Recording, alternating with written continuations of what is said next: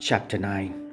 After repainting the walls, I threw a party at my gallery. PALPASA was the first to arrive. She looked absolutely stunning in brown jeans and a silk shirt. She had brought a bottle of French wine. Hi, she said, glancing around. Wow. It was her first time at the gallery. Some of the paintings in my book were hanging on the walls. She was immediately drawn to them. How lucky for me to be the first guest, she said. I said, I think of you as one of the hosts. She noticed my new denim shirt and pinched me for good luck. I wished she had pinched harder. Fulan had set up a bar in a corner of the gallery. I placed a bottle of wine there. What can I get you, madam? Fulan asked PALPASA. Without turning her attention from rain, PALPASA replied, As you please, madam. I had been trying to persuade Fulan to drop this saw and madam business. She had probably picked it up at college. She certainly didn't learn it in her village. If she continued with such affections, I'd go to her college and slap the friends who were influencing her. Purpose was simultaneously looking at my paintings and checking her mobile for messages. I even saw her send a message. Maybe she had sent someone a joke. Then she turned to a painting of the falling leaf. Chirin arrived with his wife Kripa. As always, he began to complain about the lack of parking space. When he finally turned his attention to the paintings, PALPASA was still looking closely at the leaf.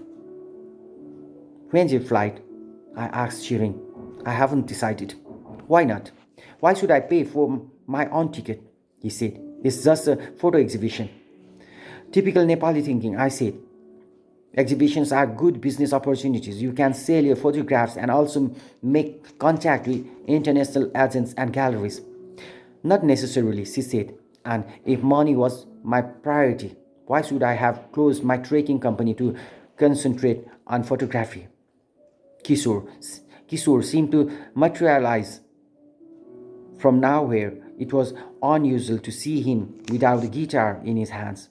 A few days ago, he had said, I am releasing my first album soon. Come to the release. Then the next day, he had said, I am making a music video. Can I use your gallery? Is it a song about paintings? I had asked. Can there be a song about paintings? He replied, It's about love. Love? Yeah, love. The title of my album, The First Love Before the Second. I laughed, but he didn't notice. Even before Kishore had stepped foot in my gallery. He had told me he liked the place. He had said, if I shot my video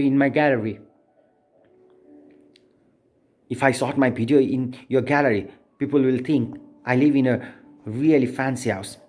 The next day, he had shown up at my gallery. Dai, I was painting. Yes, I said brusquely. What is it? I want you to appear in my music video. Me? In a music video? I need a character actor. Would I have to sing? No, just lip syncs. I laughed. Where would your girlfriend sit to sing? I asked. She won't be in it.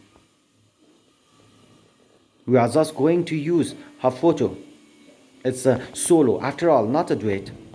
Kishore had also brought a bottle of wine. I was surprised. Fulan took it to the bar. I introduced him to PALPASA. This is my friend. He is a singer. You know, Didi, Kishore said, I am releasing my first album soon. It's called The First Love Before the Second. Just as PALPASA laughed, her mobile rang. She had an old Nepali song as a ringtone. Didi Murali Bajyo Banaima. She pressed the green button and said, Hello, Kishore asked. What's so funny? The title, she said, as she pressed the red button. But it's a serious song, she said. It's about heartbreak. You have got to come to the release. I saw two more people coming in and went to the door to greet them. They had brought a bouquet of flowers. Its fragrance was lovely. I put it on the table beside my laptop. Meet my friends. I was busy introducing people. Within a few minutes, 4 more guests arrived. The oldest was Rupak. He is 10 years older than I, but we are friends. He immediately noticed the fresh paint on the wall and voiced his approval. Beautiful. Am I in the right gallery? Palpasa looked surprised. She seemed to be getting a lot of phone calls. Hello, she said again. Rupak went on. Perfect, he said. The color of the walls really makes your painting stand out. Finally, perfect. Well, the credit goes to a DOS lady, I said. Palpasa, who had got off the phone by then, looked a bit puzzled. Another friend asked, so is that the reason for this get together? What do you think of the walls? I said. I asked him. They look great, he agreed. Suddenly, everyone was looking at the wall instead of my paintings. From the corner, the CD player was playing Nusrat Fateh Ali Khan. I helped Fulan put snacks on a few trays, though she kept insisting. No, no, I can manage. But you are a secretary, I said. Today, I am a party secretary. Kishore called out to me. You belong to the older generation. You can tell which generation a person belongs to by this taste in music. Everyone laughed except Palpasa, who had gone back to examining the painting of the falling leaf. You should have brought your album, I said to Kishore. I could have played your music and been part of the new generation. Rupak turned to Kishore. So you are a singer? Yes, uncle, Kishore said. Pleased. I'm about to release my first album. You have to come to the release. Kapil's wife asked. How about us? Is it an album of pop songs? The title says it all, I said. What is it? Kishore said. It's called The First Love Before the Second. It's got pop, rap, ragas, even blues. There's a slow song which is a bit serious and the last track's an instrumental piece. My God, Rupak teased him. The only thing missing is classical music. Who listen to Raga Bhairavi these days? Kishore said. I only sing bhajan to clear my throat. Sriman Narayana, Sriman Narayana. Kapil's wife sang a popular bhajan. That's a fast version, Kishore said. Don't you know my slow classical pieces? Soon the gallery was ringing with laughter as I poured more wine. I took a bottle over to Palpasa saying, would you like some more? And tilted it towards her glass. Her eyes were glued to the painting. Langtang 1995.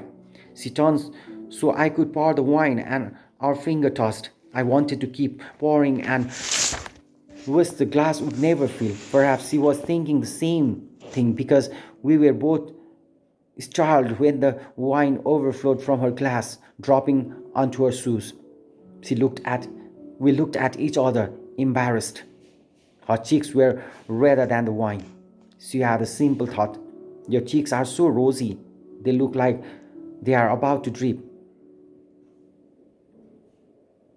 Then hold your glass under them, I teased back. Actually, I said, I prefer things I can bite into, like apples. I eat a rosy apple every day. Only one, I said. You could have several every day. Kapil interrupted us. Tell us, Drisha, he said. What's the meaning of this painting? Langtang 1995. The meaning? I said. Isn't it the same Langtang, whether it's 95, 85 or 75? He asked. Palpasa looked at me as I tried to explain. To understand paintings, we have to go beyond what's represented and try to feel the mood. I said, in my Langtang series, you won't see many different Langtangs, but you'll see Langtang in many different moods. I'm not sure it represents exactly how things were in Langtang at the time. I was trying to capture the mood of 95. Kapil's wife joined us. She had no interest in the arts. Rupak was looking at my new painting. I don't understand art, Kapil's wife said. It's above my head. You don't need to do anything special to understand it, I said. Just open your heart as well as your eyes. Lots of people say that they don't understand my songs, Kishore said, joining us. Even my family. If my family can't understand, then what can I expect from other people? Maybe people don't understand because you mix up all sorts of languages in your song, Chiring said, rather sarcastically. Kishore retorted, I hope you don't mind my asking this, Dai, but Do you use only perfect Nepali when you are speaking? Probably not, Chiring said. I sometimes mix Sherpa and Nepali. Exactly. So why can't I put some English in my songs? Kishore said. Isn't that the way people talk these days? That's the problem with songs these days. Rupak said from a distance. You can't tell if the singer is singing or talking. Yeah, hitting at it. Singers don't sing nowadays. They talk, and while they talk, they shout, cough, and sometimes cry. Kishore blushed as everyone burst out laughing. But this friend of mine sings well, I said, patting him on the back. Have you heard him sing? Kripa asked as she stood arm in arm with her husband. I have heard him rehearse, I said. Where did you hear me? Kishore asked. On the stairs. You were humming, I said. Chiring caught in, sardonic as usual. Maybe he was just clearing his throat. I took a tray of snacks from Poland and started passing it around. Soon I got tired and sat down on a stool. The others also began to take seats. Rupak and Palpasa were talking in a corner. I caught Kishore looking at Fulan. I raised my wine glass to get his attention. Cheers, I said, and he raised his glass back. I knew Kishore was very taken with Fulan, but she was determined not to get involved with any man before graduating from college. Kishore used to pester her to go out with him, but these days he left her alone. Turning to Rupak and Palpas, I said, a Dutch woman. I met her in the gallery, changed the way I look at things. In the beginning, I couldn't understand what she was getting at, but later I realized that the color of my wall was detracting from my paintings. Haven't you invited her today? Rupak asked. If she had been here, I would have, but she has left Kathmandu. Ah, Kapil said. So that's why you are looking a bit lost. What do you mean? My friend, your mind's far away, very far away, in fact, somewhere in the Netherlands. Everyone laughed except Palpasa. That bastard Kapil was going to get me into trouble and all for nothing. Listen, I said, trying to stop the laughter. She's an art critic, and I accepted a suggestion from her. That's all. There's nothing more to it. She has been a good influence on you, Rupak said. There's new atmosphere in the gallery, the wall to justice to your painting at all.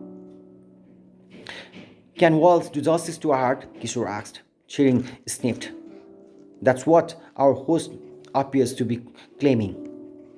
Of all people, Chiring, a photographer, should have understood the relationship between a painting and the wall it's hung on.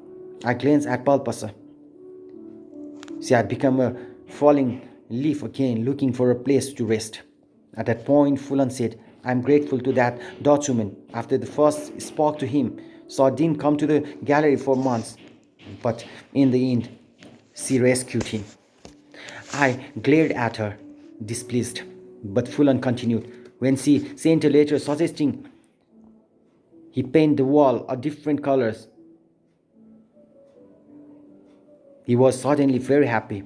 Trying to save the day, I said, Westerners understand the relationship between paintings and the colors that surround them. For example, if the walls are painted blue, that would distract from the sky in these paintings. In the Lantang series that Kapil was just talking about, the sky is prominent, symbolizing the flight of the human imagination. But it wouldn't look quite so evocative if the wall were also painted blue. Rupak raised the glass. Cheers, Drisha. I have known you for a decade and you have never accepted anyone's suggestion before. That's good. You are listening to advice at all. What a laugh. He went on. I bet his Dutch women's are really beauty and intelligent, charming, passionate. Hey, Drisha, Turing said. Is this the same girl you met in the chat room the other night? I didn't see Palpasa leave, but when I turned around, she was gone. Only Chiring noticed that her departure made me sad. As for my other guests, they were injected with new life when Kishore started humming his songs. Palpasa had left without saying a word, and I felt like a stem without a leaf. Kishore started singing his title song, The First Love Before the Second. He didn't have his guitar, but it didn't matter. He moved his finger in the air playing an imaginary guitar, and though I had only 3 glasses of wine, it felt as if his fingers were playing the chords of my heart.